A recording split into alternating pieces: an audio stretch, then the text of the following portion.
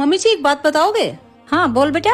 किसी के घर में एक बहू होती है तो भी सास को अच्छी नहीं लगती है, और किसी के घर में दो दो तीन तीन बहू होती है तो भी सास को अच्छी नहीं लगती है। ऐसा क्यों है?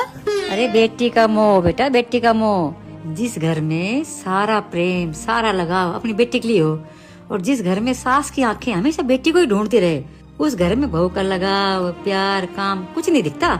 इसका मतलब तो मम्मी जी ये हो गया कि बहू कितना भी कुछ कर ले काम, लेकिन उनकी बेटी से तो कम ही रहेगी। हाँ बहू, बेटी की तो बुराई भी अच्छी लगती है और बहू की तो अच्छाई को फर्ज कहा जाता है।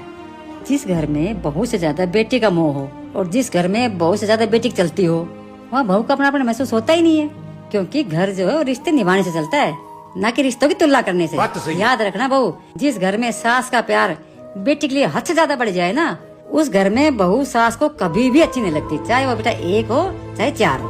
काश ये बात हर सास समझती कि बहू और बेटी में फर्क करने से रिश्ते टूट जाते।